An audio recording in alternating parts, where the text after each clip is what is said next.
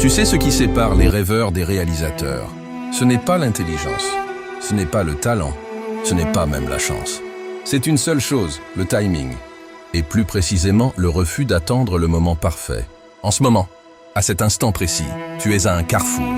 D'un côté, il y a la route familière, celle que tu connais. C'est confortable, ça ne demande rien, mais tu sais aussi où elle mène. De l'autre côté, il y a l'action immédiate. Elle est terrifiante. Elle est incertaine, mais elle est la seule route qui mène vraiment quelque part.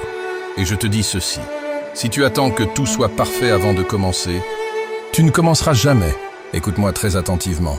Dans les 5 prochaines minutes, je vais te montrer 3 choses qui vont complètement transformer ta façon de voir l'action. Premièrement, tu vas découvrir pourquoi attendre est en réalité ta plus grande forme de procrastination et pourquoi le moment parfait n'existe que dans ta tête. Deuxièmement, je vais te révéler un secret que les gens qui réussissent connaissent tous. Comment commencer même quand tu n'es pas prêt, créer une confiance inébranlable. Et troisièmement, à la fin de cette vidéo, tu vas avoir un framework simple que tu peux utiliser dès aujourd'hui pour passer à l'action, même si tu te sens complètement perdu. Et voici ma promesse personnelle. Si tu écoutes jusqu'à la fin et que tu fais ce que je dis, tu vas regarder ta vie dans un mois et tu seras reconnaissant d'avoir agi. Pas peut-être. Tu le seras. Laisse-moi te raconter une histoire. Il y a un gars qui a une idée brillante pour une application. Il passe 6 mois à la planifier. 6 mois, il crée des mock-ups parfaits. Il construit un plan marketing complet. Il a chaque détail planifié jusqu'à la dernière virgule. Et puis il attend. Il attend que le marché soit parfait. Il attend d'être vraiment confiant. Il attend d'avoir l'argent exactement nécessaire. Il attend. Pendant ce temps, quelqu'un d'autre a la même idée. Cette personne, elle n'attend pas. Elle lance une version horrible, glitchée, à moitié construite. Et tu sais quoi? Elle domine le marché. Pourquoi? Parce qu'elle a compris quelque chose que le premier gars n'a pas compris. L'action imparfaite aujourd'hui vaut mieux qu'une inaction parfaite demain. Le général George S. Patton a dit quelque chose qui devrait te hanter. Un bon plan exécuté violemment.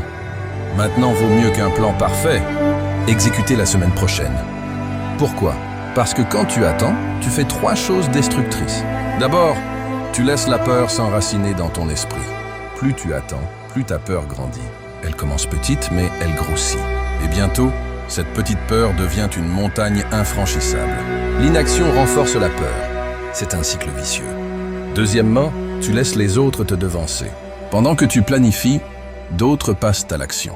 Et ils apprennent, ils s'adaptent, ils gagnent du terrain. Et maintenant, tu es 3 pas en arrière. Troisièmement, et c'est le pire, tu détruis ta confiance en toi-même. Chaque jour que tu attends, tu envoies un message à ton subconscient, tu n'es pas digne. Tu n'es pas prêt, tu n'es pas capable. Et après quelques semaines, tu le crois vraiment. Section 3, le pouvoir caché de l'imparfait. 2 minutes 30 seconds, 4 minutes. Maintenant, voici le truc que personne ne veut te dire. L'imperfection, c'est ta super power. Tu sais pourquoi? Parce que chaque fois que tu agis, même imparfaitement, tu apprends. Et aucun plan, peu importe combien de temps tu passes à le perfectionner, ne peut t'enseigner ce que l'expérience réelle peut t'enseigner. Je vais te donner un exemple pratique. Imagine que tu veux commencer une entreprise de coaching. Tu as attendu 2 ans. Tu as perfectionné ton système. Tu as préparé chaque présentation. Tu as mémorisé chaque objection. Et puis tu lances ton premier client. Il te pose une question que tu n'avais jamais envisagée. Elle te déstabilise. Tu dois penser rapidement. Et vous savez quoi? Tu trouves une réponse merveilleuse que tu n'aurais jamais pensé en restant assis. Dans ton bureau, c'est ça l'imperfection. C'est la forge où la vraie confiance est créée. Regarde, il y a une chose appelée la courbe d'apprentissage. Et tu sais quand elle commence? Quand tu agis, pas quand tu lis, pas quand tu planifies, mais quand tu passes à l'action. Et c'est exponentiel. Le premier mois, tu apprendras plus que tu n'aurais appris en 1 an de planification. Le deuxième mois, tu apprendras le plan. Et ainsi de suite. Mais seulement si tu commences. Seulement si tu acceptes que ton premier effort sera mauvais.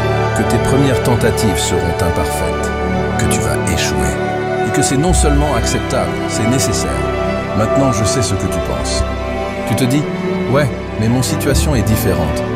Moi, je dois être prêt. D'accord, peut-être. Laisse-moi casser quelques mythes pour toi. Mythe numéro 1. Je ne suis pas prêt. Non, tu ne l'es pas. Et tu ne le seras jamais, complètement. Personne ne l'est jamais. La personne la plus riche du monde a commencé avec 0. L'écrivain le plus vendu du monde a écrit un premier brouillon horrible. L'entrepreneur le plus prospère a lancé une première entreprise qui a échoué spectaculairement. Ils n'étaient pas prêts. Ils ont juste commencé de toute façon. Mythe numéro 2. Je dois avoir un plan complet. Non, tu ne dois pas. Tu dois avoir un sens de la direction. C'est tout. La vie va te jeter des choses que tu n'avais jamais prévues. Les opportunités vont surgir de nulle part. Les obstacles vont exiger que tu te réinventes. Un plan trop rigide va t'étouffer. Commence avec une direction et navigue en cours de route. Mythe numéro 3. Qu'est-ce que les gens vont penser? Honnêtement, ils s'en foutent, trop occupés à penser à eux-mêmes. Et ceux qui remarquent, certains vont te critiquer, d'autres vont t'admirer. Et voici le secret.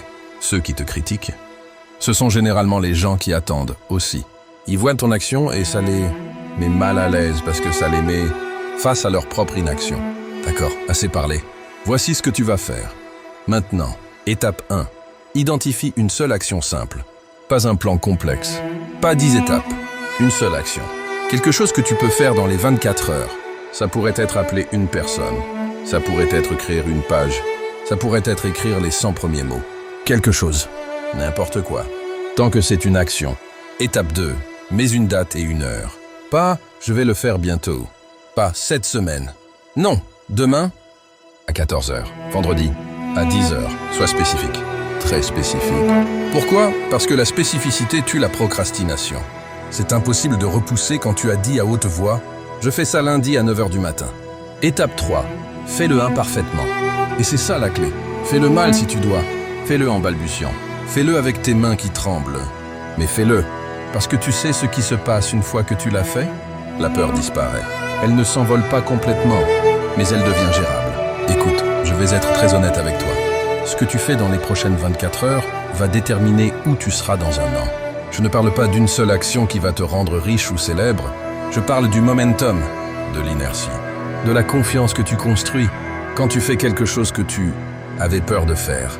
Une action crée une autre action. Un petit succès crée la confiance pour un plus grand succès. Et bientôt, tu ne reconnais même plus ta vie. Alors voici ce que je veux que tu fasses maintenant.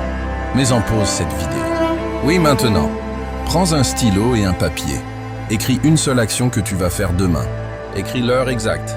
Et puis, mets-le quelque part où tu le verras. Demain, à 7 heures, tu vas agir. Même si tu ne te sens pas prêt. Même si c'est imparfait. Tu vas le faire. Et tu sais ce qui va se passer? Tu vas réussir. Pas peut-être. Tu vas réussir. Parce que le succès n'est pas un événement unique. C'est une série de petites actions. Et si tu commences aujourd'hui, si tu agis maintenant, alors dans 30 jours, tu seras reconnaissant. Alors va, agis, maintenant.